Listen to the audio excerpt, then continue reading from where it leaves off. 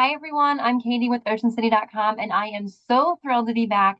We are kicking off the spring with Boardwalk Rock, and no other do we have Chevelle, we have Sam Loeffler.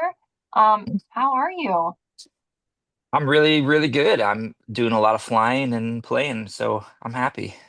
How excited are you to come and join Boardwalk Rock this weekend? I think Ocean City kind of has a thing with us. We've done a few shows there, so we always we usually try to take a day off before or after the show there because we just want to hang out. Um, but so we'll get in the day before. Yeah. So that's actually good. We get some time to walk around on the beach. Wasn't it, what's the draw to come back to Ocean City? Is it the Thrasher's fries? Is it the boardwalk? Is it the ice cream? Like, tell us. I think it's definitely a vibe, right? It's sort of a beach vibe, and I think it has that vacation feel to it. So when we're there, especially on a day off, it'll be like day off in the middle of a tour, and you'll actually go walk on the beach and go and sit and look at the ocean, and it just feels like you're on vacation. We'll Oh, take it. it's definitely like the best vacation town to be in, and we've had some of the most incredible sunsets recently. So maybe you'll Mm, get to see some of those this weekend when you come down. I will, because I think my flight leaves super early, so I'll be there for the whole day. Perfect, perfect. So tell me about you growing up. I know you and your brothers kind of like started Chevelle, and then there was some movement around. Did you guys have like a musical household growing up? I think that for for bands, there's all kinds of push, but what we Pete and I were just kind of into music, and it was definitely we were from a big family, so there wasn't a lot of music going on. Um, so we kind of found it through our friends and through the skateboarding videos and things because we were big skateboarders, and that sort of just found it. And then um, Pete started playing guitar probably when he was like 12, and he ended up being somewhat of a savant. He could just do it. It was like a language to him. It was no big deal. And so we just immediately started writing music. And I think the focus was just always on doing our own thing. And because of that, I think we just carved out a sound. And, nowadays you could be influenced by anything, right? So, yeah, so there was so much stuff. There was so much music happening at the time. And I think there always has been. But for us, it was going through all the punk rock scene from the 80s and then the grunge scene from the 90s and all that stuff. And now we are who we are. So it's been it's been over 30 years of doing it. Yeah. That's an incredible like span of time to be able to do something that you guys love. I'm very grateful for it. Very.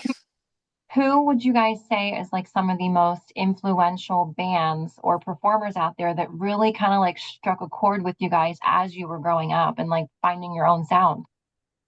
Well, so for Pete, it was very much about strong singers like The Cure and think about like I'm just trying to think of like Alice in Chains and Faith No More, and where you had these really strong singers. Uh, I mean, I could just go down go down the line because at first it was like he kind of found Van Halen and playing guitar, and then he realized that he really wanted to sing and write. So it was a lot just really strong singers. Even um, I mean, like I remember Sinead O'Connor was a thing, right? Because it was about being moved. So I think that kind of infiltrated all the music. But for me, it was much more about the music and about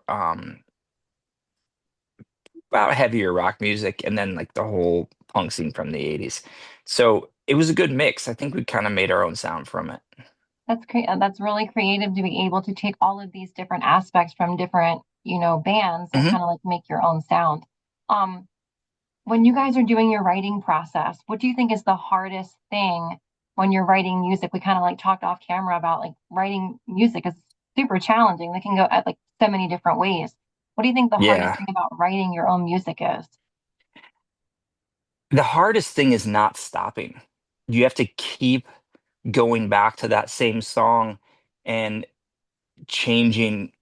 as the verse improves, then you're saying, okay, that verse is better. Now is it better than the chorus? Okay, now I have to improve the chorus. Now is that better than the verse?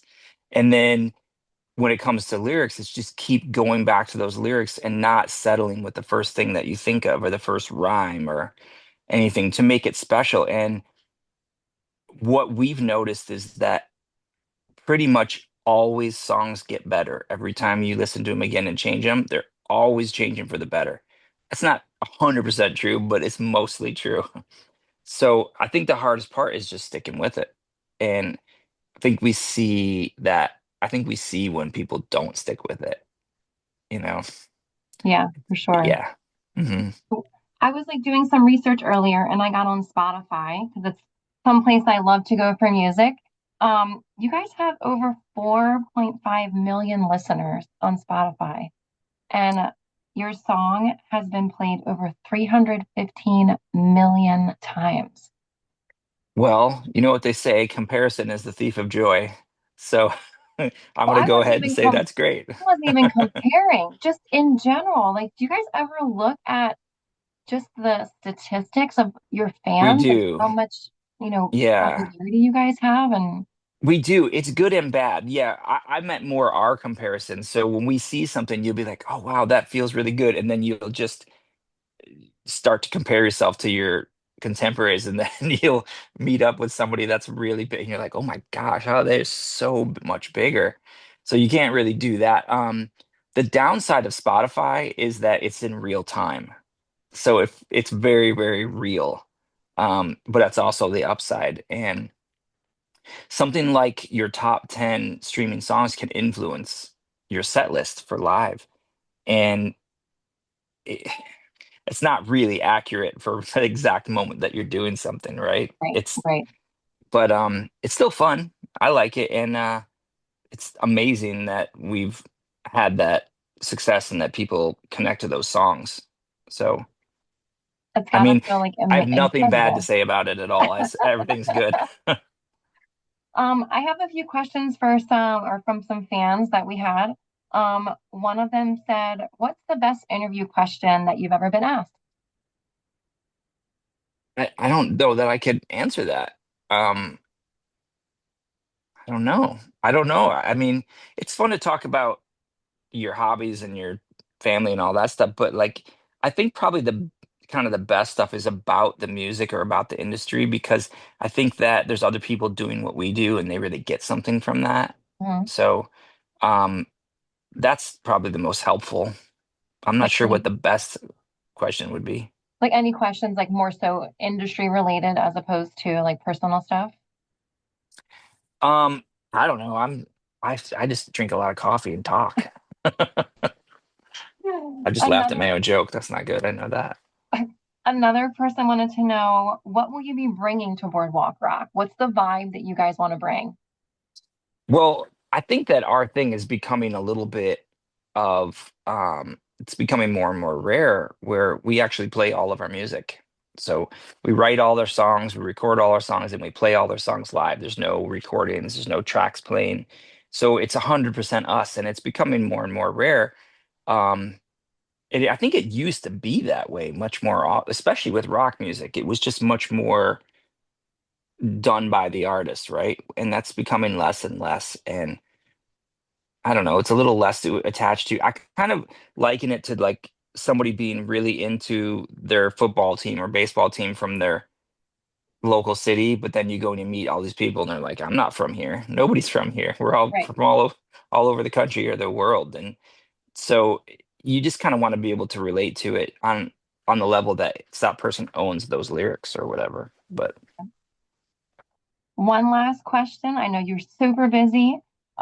Who are you most excited to see as an artist like perform? Like who will you be hanging out and like watching this weekend? it's funny, we've played with all these bands, but I don't know if you knew that Alice in Chains is had to cancel, Hmm. but Rob Zombie's there, and we really like Rob Zombie. We've done a lot of shows together. It's just a really fun show. There's a lot of hits, so it's good. We played shows with Def Leppard several years ago, just the festivals, and this is great. It's a huge amount of hits there too. So I mean, I think we have to leave before Def Leppard. but we'll definitely be there for Rob Zombie. Awesome. Well, thank you so much for joining us at oceancity.com. Chevelle will be on the, one more time, the stage. I'm trying to think what stage you guys are going to be on. You guys are going to be on the Thunder stage at 4:45 on Saturday. Thank you Fantastic. so much, and we will see you Saturday. We're so excited. All right. Thanks again for the support. Thank you. We'll see you Saturday. All right. Cheers. Bye. Bye.